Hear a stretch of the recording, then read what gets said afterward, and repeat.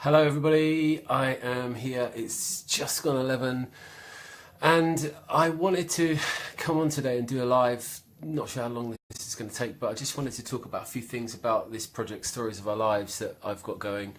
Over the past few days, have done about 10 interviews, each one getting progressively longer.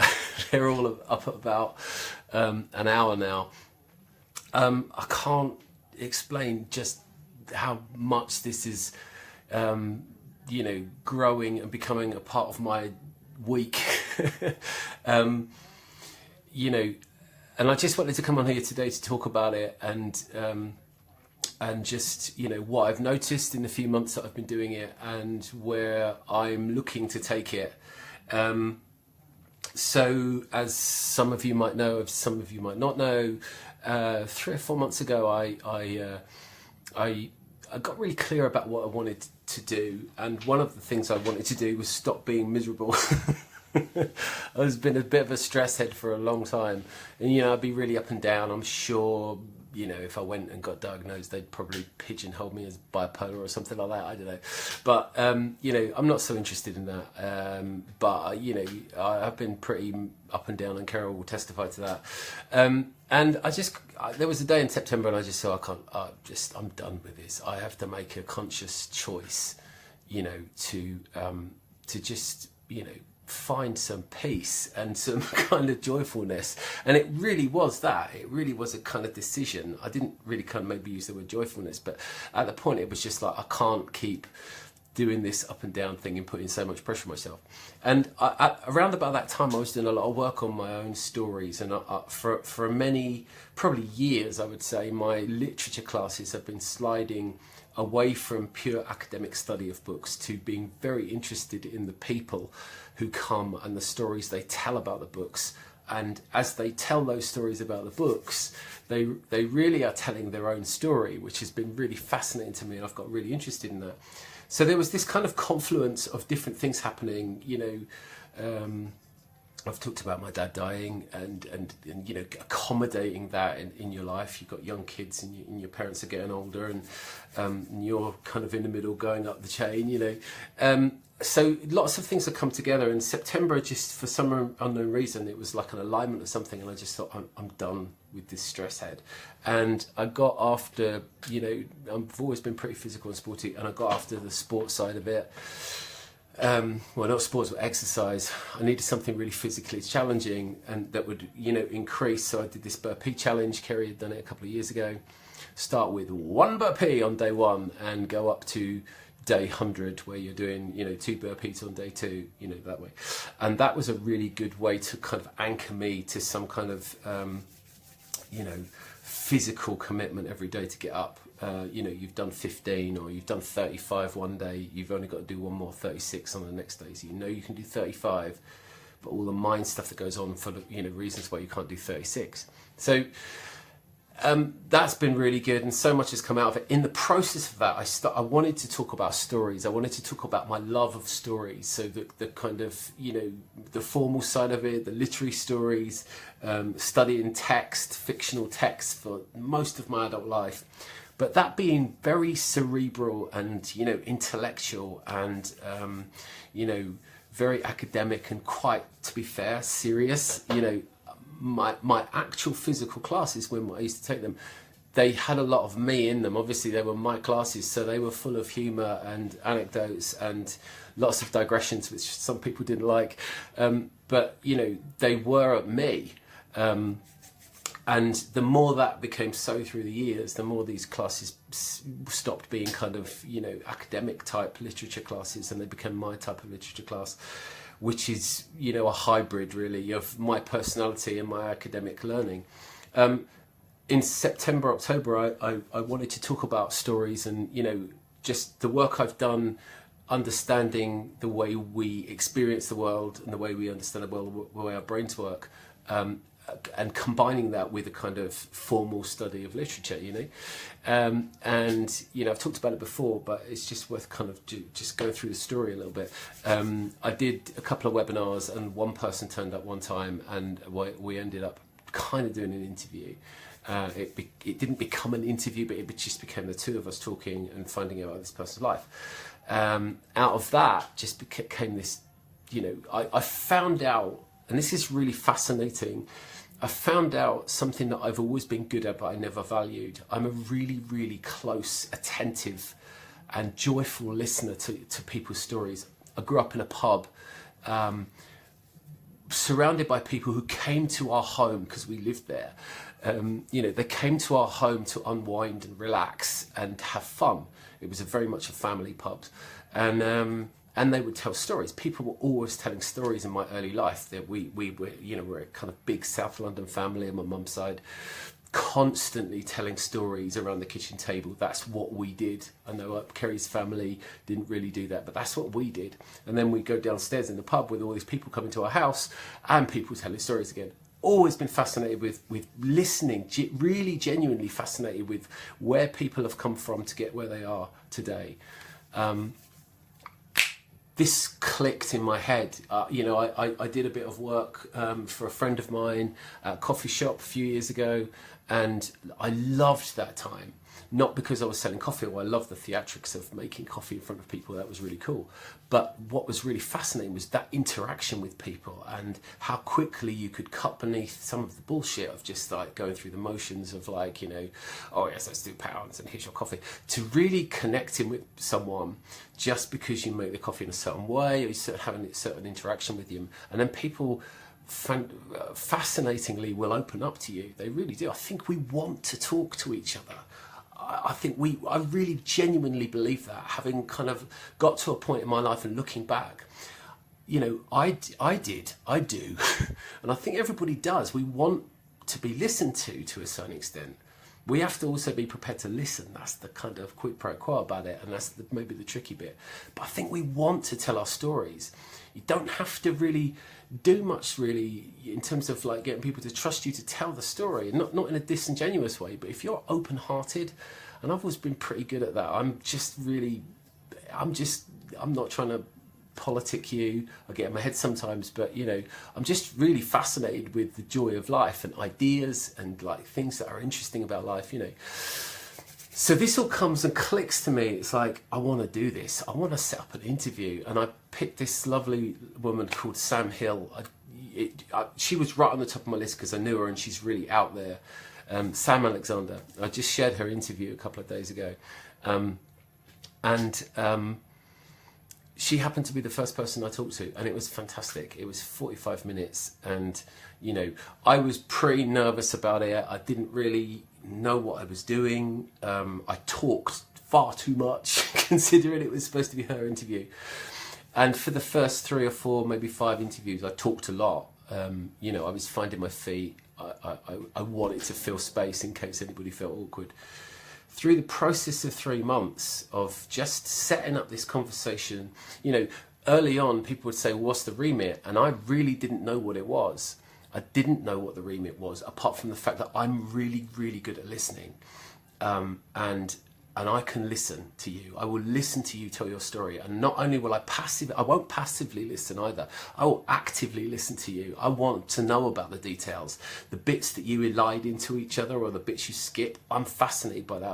I'll ask, So it just became a fascinating thing for me that I wanted to do this. And, over the period, of 3 or 4 months, when people would say, what's it about? I'd say, there's no remit apart from it's you telling the stories of your lives. That was it. And you know what? That's been pretty good to stop me trying to think about what it is too much and just go with the flow, open my heart and just say, you know what? I don't know what it is, but it's something that's come out of a space of kind of like fascinating joy, you know what I mean, and curiosity and all of the richness, the things that make life really rich, that kind of vibrancy, vitality in the moment, curiosity, exploration, what are you going to find with this person? That kind of space absolutely lights me up. And I realized that looking back, I realized that I've done that all the way through my life. I never found a way to make it into my profession. And that's interesting because some people like me probably, you know, find a way into whatever. They find a way to locate that in, I don't know, whatever it is, PR or what's it called? You know, in companies, CDP, is it? You know, I can't think what they call it. You know, anyway, I've never done that, so it's always been something I've not really valued, but I realise how valuable it is. And the process of interviewing, I think now up to probably 30 people or 35 people, all for nearly an hour, and people getting so much benefit out of it. You know, it's been a fantastic experience, and I realise how valuable that is, and I want to take it forward. So that was pretty much, you know, it. I you know, if you watch some of the early interviews, they're just me being really kind of, you know, slightly nervous. The ego's right there, thinking, you know, you've got to kind of say what you know as well. You know, go and be intelligent. You know what I mean? Don't just sit there passively. And I've really relaxed into that now, and kind of just done my natural thing, and just in these interviews and conversations, my job is really to let you be who you are. Give you a space to tell your story, or the stories of your stories, if you like, you know, the stories of your lives, whatever way you want to frame it. It's not your life, it's a story of your life, it's a representation of your life. And that's really what I'm there to do. And it's been fantastic. It's been so amazingly rich, and just the space we've created with the people who have come on and been so honest. It's just been wonderful. I love it.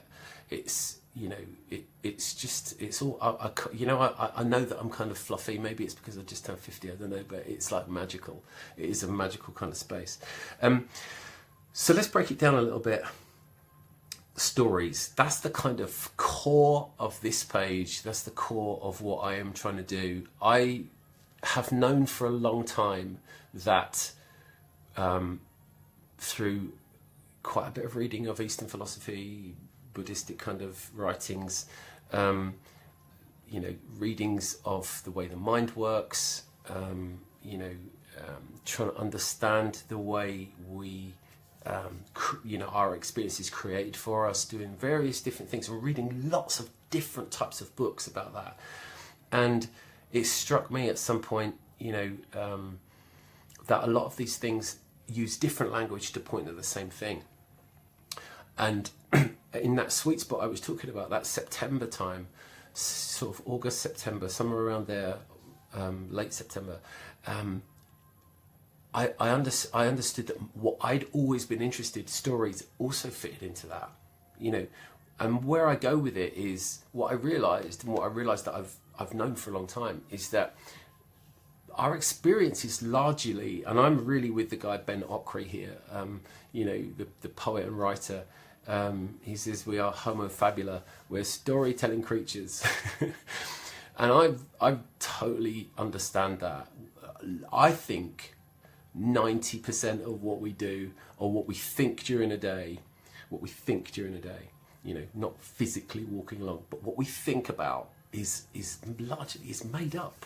It has a fictional element to it. It's not that it's detached from the real world. You know, you might be, you know, going over a conversation you had with your boss, or whatever it might be, or your partner. It's not that didn't happen. It's just that once you're outside the moment of the happening, it kind of becomes a story in which you select certain details out. And I think that's always happening when we are in our heads thinking about the world. Now, that doesn't mean that process is wrong. It just is fascinating when you start thinking of it as a story, rather than just, you know, a real thought as though it's true in your head. You know what I mean? You get onto that, what I call automatic pilot of thinking, and, you know, that absolute twat, I can't believe he spoke to me like that, you know, how dare he, blah, blah, blah, he said that, I was just being nice, you know, that whole train of thought, and it becomes really real, and the emotion gets attached to it, it becomes visceral, and there's, you know, anger comes up, or sorrow, or hatred, whatever it might be. And when I clicked through in that time around about September, when I just had that kind of, as I said, that confluence of different things coming together, I suddenly realized that, I had my own way of understanding how Eastern philosophy talks about it, how Dr. Steve Peters, who's worked with some fantastic, fantastically top-end professional sports people, his book is The Chimp Paradox. There's Mike Gervais, who works with high-performance athletes, but comes from a mindfulness point of view, being in the moment. A lot of these things, very, very different ways of thinking about the world, but using using different language to talk about a similar thing. And I realized that my metaphor of stories, what I call the storification of our experience, the way we create narratives about things that happen, I realized that kind of fits into something that I've really, understood in various different ways. And I understood that each one of those things itself is a story. You know what I mean? It's not necessarily that, Steve Peters is telling the truth of experience, or Buddhism tells the truth of experience. They're really good stories. They're useful stories about the way experience works.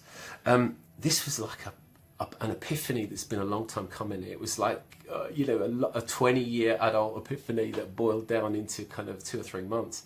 And I got really interested in stories. I got really interested, and I realized that I've been sliding my literature classes away from kind of like this pure literary study of the books to much more fascinated about the way people would come and storify the books, if you like. You know what I mean? They would tell their stories by expressing what they thought about the book. That became so fascinating, to watch people go in and out of emotions and get really attached to parts of the story. When they were talking about Pip in Great Expectations, when they were talking about whoever it might be, Stoner, when they were talking about Meursault in L'Étranger, whatever it might be, they would express themselves by talking about these books, but they were telling their own story in the process of that. And what was fascinating about it was that a lot of the time they thought they were saying something true about the books. That may be true, maybe they were, but they were very much saying something about who they are and were in the way they expressed themselves about the books. And that's increasingly become fascinating to me. And I've kind of, as I said, this has been a long, slow burn to kind of, and coalescing into something which has become Stories of Our Lives. And it's all of that complexity, if you like, all of that what's gone before has kind of manifested itself in this really simple process of like, I see Joe Royle is there, making contact with Joe, extending a hand, whatever it might be, or someone contacts me and says, I'd like to do one of these, I'd like to have a conversation. And we set up a date, and we literally do this here, but someone's on the end, we do it by Zoom, and someone's on the end, they're their end, and we talk. But we talk about, it's not about me, it's about you. We talk about your life. I want to hear your stories. I want to hear you express your stories about who you are, whether that be your essence or what you believe, the stories of your childhood. And what's really fascinating about that, oh my God, it's just been so amazing, is that people, for some reason, when people are given the space to talk about themselves, for some reason they feel it. They want to tell their story. It's not, it's not the truth. It bears some resemblance to the truth. There's some facts in there somewhere. But it's this expression of self, this expression of emotion, this expression of identity, whatever it is. And people have been so amazingly open. That's what shocked me, is that we've created, there's no structure. It's just saying, listen, I want to hear your story. I really want to find out about you. I want you to express yourself, and you have carte blanche to do it. I'm going to ask you some questions, but just go. What was your childhood like? And it's been fascinating for me. It is elixir for me. It is absolute gold dust to watch someone who is just the most beautiful spirited person. I hope Joe doesn't mind me talking about it, but I did an interview with Joe Royle yesterday, and to see. Here's what it is. For me, it is just the most exquisitely beautiful thing to sit in the presence of someone else and watch them try to talk about their experience of their life. Watch them experience in the moment of trying to tell their story. That is unbelievably beautiful. Now, here's the thing, I think that's always been beautiful, and it always will be beautiful. We've just, I don't know if we ever, as a kind of society, if everybody did it, but I think there's so much noise now that we've kind of forgotten how to actively listen to each other. I've said it before, it's almost like we're waiting for our turn to talk. And to me, stealing from the kind of Eastern tradition, we're largely walking around in ego. It's very much about what I'm going to get out of the relationship. You know what I mean? I'm kind of waiting for you to talk so I can just talk, and then I can say my bit. So that's my chimp saying, look at me, I'm fantastic, I have worth. The space that I get to in the interviews is just qualitatively different from that. I lose any, at the beginning I didn't. I was very kind of scared about what was happening. But as I've grown into it, it's kind of like I'd withdraw less and less. I withdraw more and more and just let the people fill the space. And it's not about me. It's very much about, you and where you go with it. You know what I mean? And it's like, and for me, it's like, it's the attention is off me. And it's just so beautiful, because I think when the kind of theoretical attention is off us, it's like we flourish. I genuinely believe that. When we're in our heads and we're thinking about it, and we're trying to control it, we're trying to work it out, we're trying to plan, all of those things, judging ourselves. I don't know. I think that's ego. That's recipe for being right in your chimp brain. You know what I mean? There's some really cool things. There was a list in a great book. I can't remember which book it was from now, but I shared it a couple of weeks ago, I think, and it was like, if you are judging, if you are strategizing, if you're planning, and it's pressure, if you're criticizing others, if what was it, if you use I a lot, whatever it might be, you might have slid into that, whatever that egoic brain is, so the storification is one thing. The active, what I call active listening, is another. Listening with, it's not my job in that moment and in the interview to judge anybody. I'm not, and that's really, I've always been pretty good at that. I've always been able to, just to listen. So my job there is just to get out of your way, get out of my own way, and just show up and listen, fully engaged in non-judgement. And that's what I do. And it seems to be really valuable. It seems to be something that people, when they're in it and when they finish, they go, wow, that was fantastic, thank you so much. It brought up some stuff for me that I hadn't really thought about. And you know what? I think that's pretty good for everybody to do that, I think. You know what I mean? Because here's some of the things that I've found. I think getting really clear on who you are, not who the stories of who you are, or whatever that is.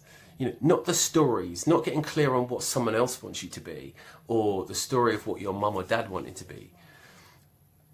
Getting clear about who you are inside. Who are you inside? What do you consist of? What are your, emotional, what's the limits of your mental world? What are your emotional ups and downs? And if we can start getting really clear about that, what do you want? What do you want? Who are you? Ask those questions of yourself. Find some space and explore that. Because I think a lot of us, we're kind of trapped on autopilot. We're not really listened to at a kind of what I would call a deep heart level, where we might be paid or rewarded for our efforts, and that's great, that's fantastic. But I think a lot of us are craving something deeper than that. It's great to be rewarded professionally, don't get me wrong, and if you're happy with that, brilliant, that's fantastic. My gut feeling at 50 and experienced the world for the last 50 odd years is that there's something, our souls are crying out for something, I don't know whether it's recognition or just the capacity to share a bit of joy, not happiness, not that kind of theoretical happiness that people write in self-help books, a sense of joy in the moment. You know what I mean? Being able to be here now, in the moment, right now, be present. I'm just sitting, I'm a 50-year-old man sitting in my kitchen, you know, it's funny talking to, I don't know, however many people. It's just kind of comic. If I can't appreciate that moment, then what am I waiting for? This is my life right now. And you know, so that's one thing. It's being present. It's being present with a recognition and understanding of who you are. I think this is really important. How do you get that? I think you need to do some work for it. I think you need to address those questions, and that's why, especially in the second half of the interviews and conversations I do, when I throw questions at people, and they are, you know, they're kind of out there questions. They're not the sort of questions people ask themselves, I don't think, over dinner or with their spouses. You know, they're questions that really kind of get to people, and you know, and people use the language of what, you know, start using the language. Everybody does it. It's fascinating. You know, oh, this is going to sound a bit fluffy. Oh God, I'm being a bit corny here. I know this sounds corny. We're not used to going deep and expressing how we feel, and you know, that inside self that we have, maybe that we don't put out in public because of all the considerations, because of all the shoulds and coulds and whatever.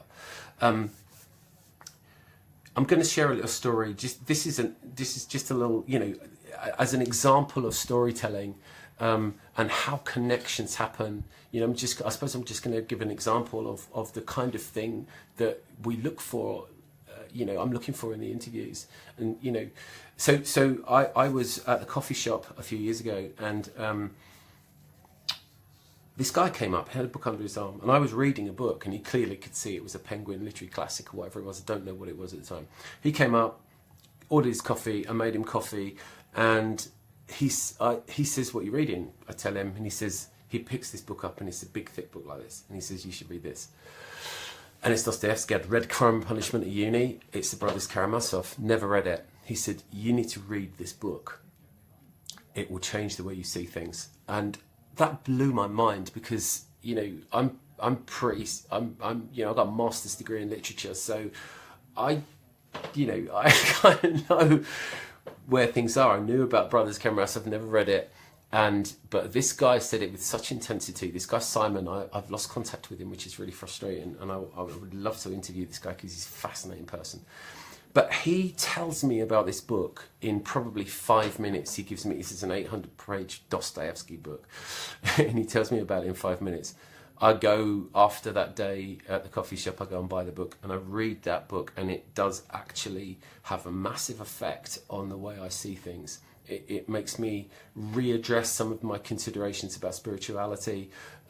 Dostoevsky was a person that struggled with his own Christianity. You know, it's just fascinating. You know, now I'm not going to talk about the Brothers Karamazov, although I think everybody should read it. The point of that little story is the connection that we made. It would have been so easy for that guy Simon just to kind of, you know, but for both of us not to engage, but we did. We engaged, and something happened. There was you know, I recognised his passion for that book. He recognised my response, and then gave himself over to say, "I really recommend you read this. You will get it." It was a 5, 6, 7, maybe 8 minutes exchange. He bought his coffee and he went, and I didn't see him again. I've bumped into him once since. I didn't see him again for maybe a year. But that exchange, and that giving over yourself in a minute to a stranger, wow, what an impactful thing. And we can do that all the time. Every single moment of our lives, we have the capacity to be awake and open-hearted, and kind of with a joyful context, you know, the context of joy in our life. And I think what happens a lot of the time is that we're so in our heads, we just are shut down. We're kind of shut down to that moment by moment possibility of some kind of exchange that will make a difference in someone's life. That's my Brothers Karamazov story. You know, what am I trying to do? I'm just trying to kind of, that's a story that's important to me. what I've told you is a fictional account of something that happened. If I get too emotional about it, you know, I'm going to get into my head a little bit and make myself happy or sad or whatever. I know it's a story, it's a good one. And you know, one of my things now is like, tell good stories. I spent a lot of time telling bad stories or telling negative stories about how bad the world was. And my goal now, I've set my heart on telling good stories and getting people to explore their own stories, and maybe, you know, I might be able to nudge them into looking at themselves in a different light, maybe through actively listening to someone, absolute engagement with what you're saying. Okay, you know, I've got so many, you know, ideas for what I can do with this project, and I'm a great idealist, so I'm kind of out there going around the world with this tour. But you have to start somewhere, and where I've started is the 16th of February. It's Friday the 16th of February. It's just over 2 weeks away, 2 weeks on Friday, and I'm going to do a 3-hour class. And it's the first live class I've done. We're going to do it in the Horse Bridge in Whitstable, and it's going to be, I'm going to be talking about this. I'm going to be trying to share this with new people. If you know anybody that could really do with, you know, accessing that inner story and getting beneath their acculturated thinking, their kind of conditioned thinking. If you know someone, point them in this direction, get them to come down. What I'm going to do is I'm going to be talking about stories. We're going to be getting people to talk about their stories, and someone's going to do a mini interview. I've said that whatever group we get, I'm going to leave the room at some point and let the group of strangers work out at least one person to come and sit in the chair and do a mini interview. I think that would be so cool.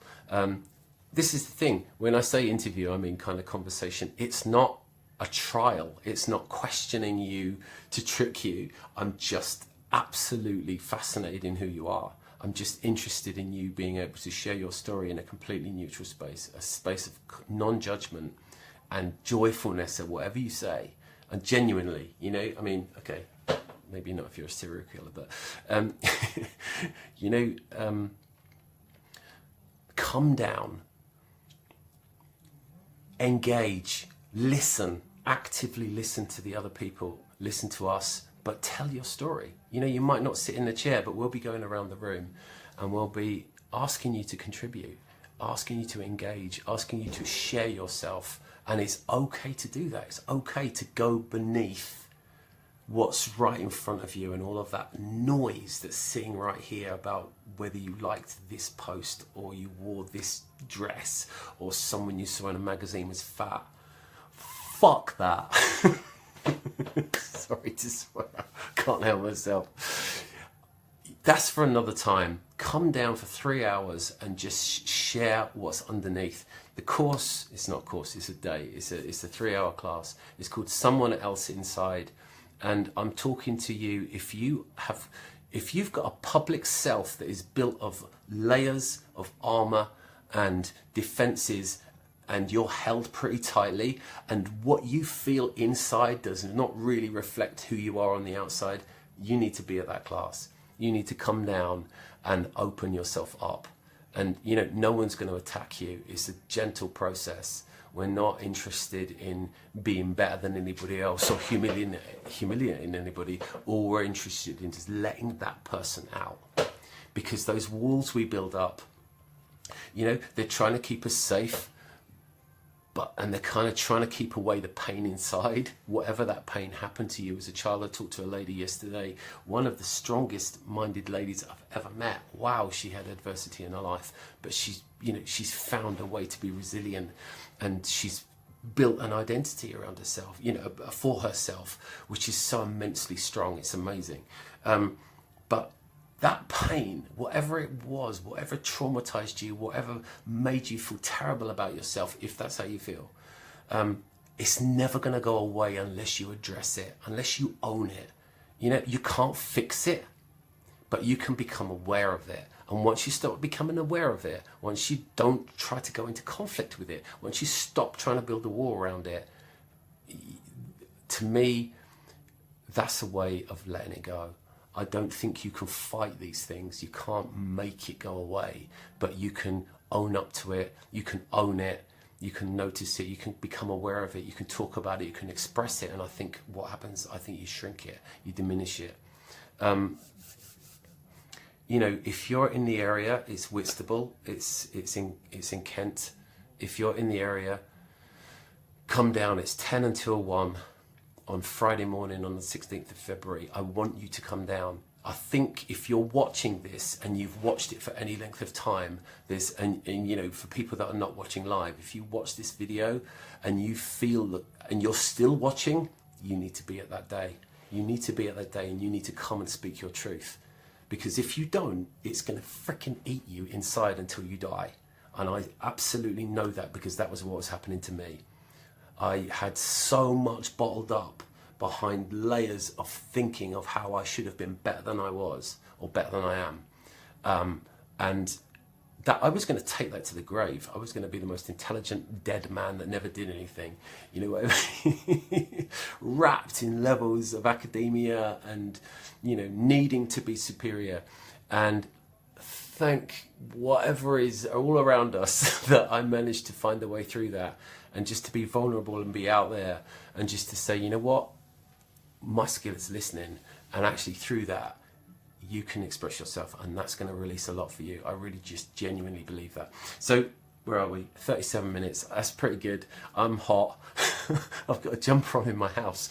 I'm going to keep doing this. You know, if you don't like any of this, you kind of just have to unlike the page, because I think the page has gone through various different identities of literature and stuff. So if you came initially to the page for literary ideas, then maybe unlike it.